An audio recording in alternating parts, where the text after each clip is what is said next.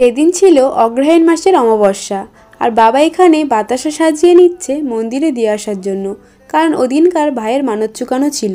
আর মা তো এখানে পূজার সমস্ত জোগাড় করছিল, তাই আমি বানিয়েছিলাম ঘুগনি, আর তারই মাঝে খেয়ে নিয়েছিলাম মটর সেদ্ধ আর লেস, যেহেতু আমারও ঠিক করে খাওয়া হয়নি সারাদিন। আর ঘুগনি হয়ে যাওয়ার পর গেছিলাম মন্দির, ওখানে দেওয়া হচ্ছিল খিচুড়ি, আর সেখান থেকে খিচুড়ি নিয়ে আমরা সবাই মিলে খেতেও বসে পড়েছি। জানো তো, কার্তিক মাসের কালী পুজোটা আমাদের এখানে খুব বড়ভাবেই করা হয়, কিন্তু কালা অসহ্য হয়ে যাওয়ার জন্য সেভাবে কেউ উপোস করতে পারেনি, তাই এই অমাবস্যাতে সবাই উপোস করে দণ্ডি কেটে নিয়েছিল।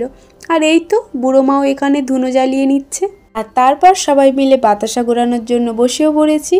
আচ্ছা, আমি ভাবছি কালী পুজো রিলেটেড ব্লগগুলো এবার থেকে একে একে শেয়ার করব। আশা করছি তোমাদের ভালো লাগবে। তারপর সবাই মিলে নিয়ে নিচ্ছিল প্রসাদ। তো এভাবেই কেটেছিল আমাদের অমাবস্যার পুজো। দেখা হচ্ছে কালী পুজো রিলেটেড ব্লগগুলোতে।